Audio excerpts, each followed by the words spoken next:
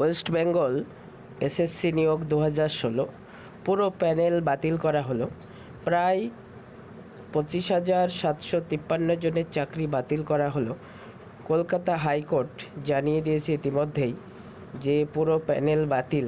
কী কারণে বাতিল, কাদের বাতিল, কেন বাতিল করা হলো, পুরো ডিটেলস আমরা এই ভিডিওতে আলোচনা করব।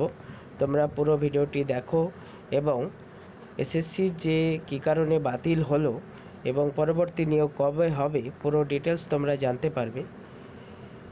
2016 সালে এসএসসি নিয়োগ প্রক্রিয়ার পুরো প্যানেল বাতিল। এবং কাদের বাতিল হলো? সাদা খাতা দিয়ে যারা চাকরি পান তাদের বেতন ফেরতের নির্দেশ দিয়েছে কলকাতা হাইকোর্ট।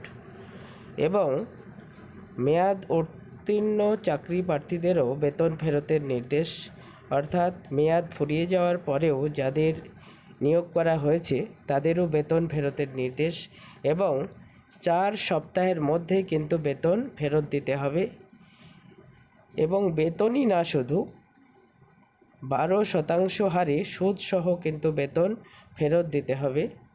কাদের? যাদের সাদা খাতা জমা দিয়ে চাকরি পেয়েছেন এবং মেয়াদ উত্তীর্ণ যারা চাকরি প্রার্থী, অর্থাৎ মেয়াদ ফুরিয়ে যাওয়ার পরেও যাদের নিয়োগ হয়েছে তাদের কিন্তু এই সুদ সমেত বেতন কিন্তু ফেরত দিতে হবে। এবং স্কুল পরিদর্শক, জেলা শাসকরা এটি নিশ্চিত করবেন যে যাদের বেতন ফেরতের কথা বলা হয়েছে তারা দিয়েছে কিনা। সব উত্তরপত্র এসএসসি ওয়েবসাইটে প্রকাশের নির্দেশ, অর্থাৎ যারা পরীক্ষার্থী ছিলেন প্রত্যেকের উত্তরপত্র অর্থাৎ ওএমআর কিন্তু এসএসসি ওয়েবসাইটে আপলোড করতে হবে। এবং এসএসসি মামলার তদন্ত চালিয়ে যাবে সিবিআই অফিসাররা। তারা নিজেদের মতো করে তদন্ত কিন্তু চালিয়ে যেতে পারবেন। এসএসসির শূন্য পদে দ্রুত নিয়োগ করতে হবে, অর্থাৎ এই পরবর্তী যে নিয়োগ, নতুন প্যানেল করে যে নিয়োগ হবে সেটি কিন্তু খুব দ্রুত শেষ করতে হবে। এবং কবে শেষ করতে হবে? সামনেই তোমরা জানো ইতিমধ্যে লোকসভা ভোট চলছে। এই ভোটের রেজাল্ট প্রকাশের 15 দিনের মধ্যে কিন্তু সেটি শুরু করতে হবে। নতুন করে প্যানেল করে প্রক্রিয়া শুরু করতে হবে নিয়োগের। এই হচ্ছে বিগত যে রায় দিয়েছে, একটি যুগান্তকারী রায় কলকাতা হাইকোর্ট, তার পুরো ডিটেলস আমরা তুলে ধরলাম।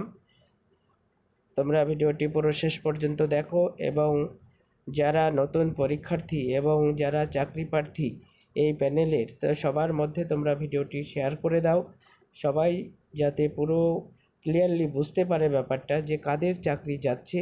এই যে প্যানেল বাদ হয়েছে এর মধ্যে কিন্তু সবার চাকরি যাবে না। এর মধ্যে যারা সত্যিকারের ঠিকঠাকভাবে নিয়োগ হয়েছে তাদের চাকরি কিন্তু থাকবে। কিভাবে থাকবে? তাদের আবার পুরো প্যানেল করা হবে, সেখান থেকে কিন্তু তারা চাকরিতে আবার পরবর্তীতে জয়েন করতে পারবেন।